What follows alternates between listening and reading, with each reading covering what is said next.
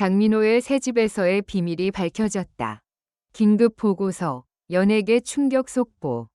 서울 강남의 조용한 주택가. 외부인의 출입이 거의 없는 이곳에서 그날 밤 아무도 예상하지 못한 장면이 펼쳐졌다. 환한 웃음과 축하의 박수 속에서 시작된 한 남자의 생일 파티는 불과 몇 분 만에 눈물과 침묵으로 뒤덮인 충격적인 현장으로 바뀌었다. 그 중심에 선 인물은 바로 대한민국을 대표하는 트로트 가수 장민호였다. 그는 왜 울었을까? 새집에는 어떤 비밀이 숨겨져 있었을까?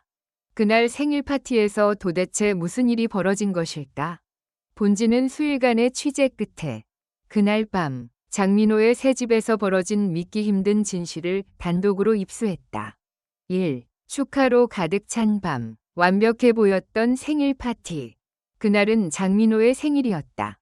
새 집으로 이사한 뒤 처음 맞는 생일이자 그의 인생에서 가장 화려한 시기에 열린 파티였다. 현관을 열자 은은한 조명과 따뜻한 우드톤 인테리어.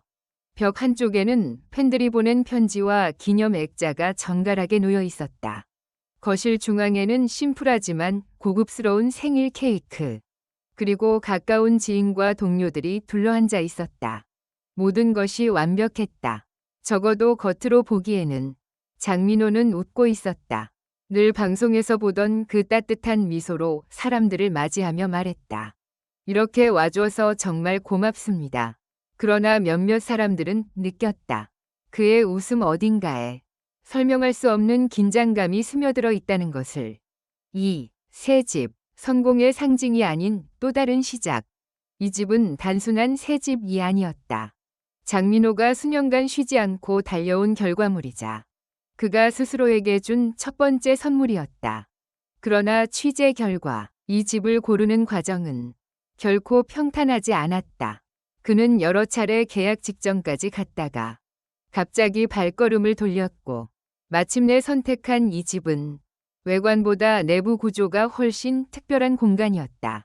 특히 문제의 공간은 지하에 위치한 작은 방이었다. 그 방은 파티 당일 굳게 잠겨 있었다. 3. 케이크 촛불을 끄기 직전 분위기를 바꾼 한마디. 생일 축하 노래가 끝나고 촛불을 끄려던 바로 그 순간 장민호는 갑자기 손을 들어 모두를 멈춰 세웠다. 잠깐만요. 오늘은 제가 먼저 할 말이 있습니다. 순간 거실은 조용해졌다. 웃음소리도 음악도 멈췄다. 그는 한참 동안 말이 없었다. 시선은 바닥을 향했고 손은 미세하게 떨리고 있었다. 그리고 그가 입을 열었다. 이 집에는 아직 아무에게도 말하지 않은 이야기가 있습니다. 4. 숨겨진 방, 그리고 공개된 진실. 장민호는 천천히 자리에서 일어나 모두를 지하로 안내했다. 굳게 닫혀있던 그 문 앞에서 그는 잠시 멈춰 섰다. 문을 여는 순간 사람들은 말을 잃었다. 그 방 안에는 화려한 가구도 고급 장식도 없었다. 대신 낡은 의자, 오래된 테이프, 그리고 수십 장의 사진이 벽을 가득 채우고 있었다. 사진 속에는 무명 시절의 장민호, 작은 행사 무대, 텅 빈 객석, 그리고 병실에 누운 한 남자의 모습이 있었다. 그 남자는 그의 아버지였다. 오, 장민호가 이 집을 산 진짜 이유. 장민호는 떨리는 목소리로 말했다. 이 방은 제가 절대 잊지 않기 위해 만든 공간입니다.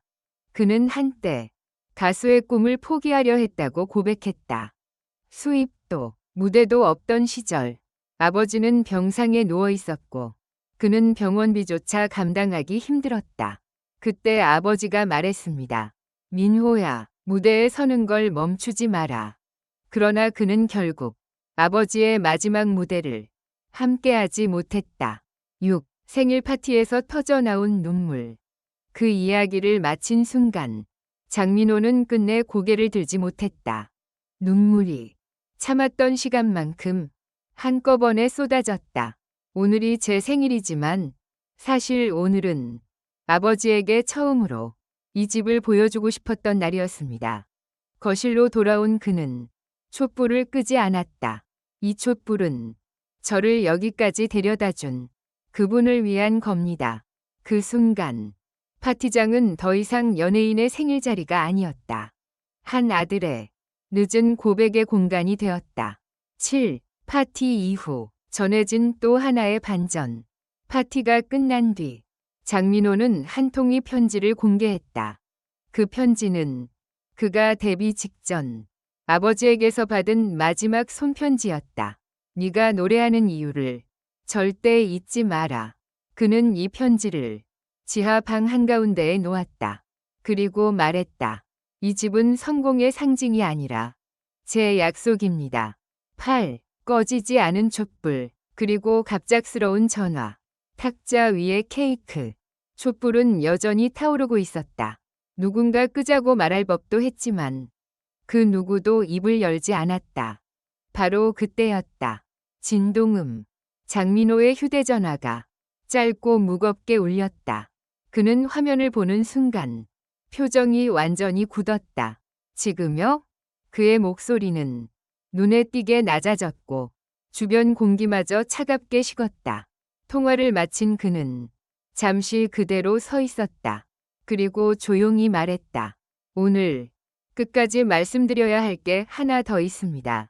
9. 아무도 몰랐던 이 집 계약서의 진실. 장민호는 서재로 들어가 두꺼운 파일 하나를 꺼냈다. 겉표지는 평범했지만 그 안의 내용은 충격적이었다. 그 파일은 집 계약서가 아니었다. 정확히 말하면 단순한 부동산 계약서가 아니었다. 그 안에는 기부 약정서, 장학금 설립 문서, 무명 가수 지원 프로그램 계획서가 함께 들어있었다. 이 진명의 일부는 제 이름이 아닙니다. 그의 말에 모두가 놀라 눈을 크게 떴다. 아버지 이름으로 남겨두었습니다. 10. 장민호가 부를 거부했던 그 노래. 취재 결과 장민호는 최근 한 방송에서 특정 곡의 요청을 완강히 거절한 적이 있다. 그 노래는 그의 인생을 바꾼 곡이자 대중에게 그를 각인시킨 대표곡이었다. 당시 그는 지금은 부를 수 없다 라는 이례적인 이유만 남겼다. 이유는 바로 이 집에 있었다. 그 노래는 이 방에서 처음 연습한 노래입니다. 지하 방 한쪽 낡은 카세트 플레이어 옆에는 손때 묻은 악보 한 장이 놓여 있었다. 악보 위에는 연필로 적힌 문장이 있었다. 민호야, 끝까지 불러라. 아버지의 글씨였다. 10일 생일 파티에 초대된 한 사람. 그리고 그때 현관 쪽에서 조심스러운 인기척이 들렸다. 문이 열리고 한 중년 여성이 들어왔다. 그녀를 본 순간 장민호는 자리에서 일어나 아무 말 없이 고개를 숙였다. 그녀는 아버지의 오래된 병실 동료의 가족이었다. 장민호는 그 가족을 매달 익명으로 지원해왔다는 사실이 이날 처음 공개되었다. 제가 무대에 설 수 있었던 이유는 혼자가 아니었기 때문입니다. 12. 장민호의 눈물이 다시 터진 순간 그녀는 작은 봉투 하나를 내밀었다. 안에는 아버지가 생전에 남긴 짧은 음성 녹음 파일이 담긴 USB가 있었다. 스피커에서 잡음 섞인 목소리가 흘러나왔다. 민호야, 내 생일에는 웃어도 된다. 그 순간 장민호의 무릎이 힘없이 꺾였다. 그는 끝내 버티지 못하고 바닥에 주저앉아 울었다. 이번에는 참지 않았다. 13. 파티가 끝난 후 새벽의 결정. 모두가 돌아간 뒤 집에는 불이 꺼져 있었다. 그러나 지하 방의 불은 새벽까지 켜져 있었다. 장민호는 한 장의 종이를 꺼내 천천히 글을 적었다. 그 종이는 다음 날 공개된 그의 공식 입장문의 원본이었다. 저는 더 이상 성공을 증명하려 노래하지 않겠습니다. 대신 기억을 이어가기 위해 노래하겠습니다. 14. 연예계의 반응, 그리고 침묵. 이 소식이 전해지자 연예계는 조용해졌다. 누구도 쉽게 말을 얹지 못했다. 한 제작진은 익명을 전제로 이렇게 말했다. 장민호는 이미 다른 단계로 넘어갔다. 광고, 섭외, 화제성. 그 어느 것보다 그의 이야기 자체가 사람들의 마음을 흔들고 있었다. 15. 마지막 반전집의 진짜 이름. 이 집에는 공식적인 이름이 있다. 부동산 등기부에 적힌 이름은 장민호 하우스가 아니었다. 그 집의 이름은 약속의 집. 장민호는 이 집을 언젠가 공개 공간으로 바꿀 예정이다. 무명 가수들이 쉬어갈 수 있는 곳, 다시 노래할 용기를 찾는 공간. 에필로그, 눈물로 시작된 새로운 생일. 그날의 생일은 케이크로 끝나지 않았다. 눈물, 침묵, 고백, 그리고 약속으로 완성되었다. 장민호는 그 어느 때보다 조용히 말했지만 그의 메시지는 그 어느 때보다 크게 울렸다. 저는 아직도 무대에 오르기 전 지하방에 내려갑니다. 그곳에서 그는 다시 노래를 시작한다.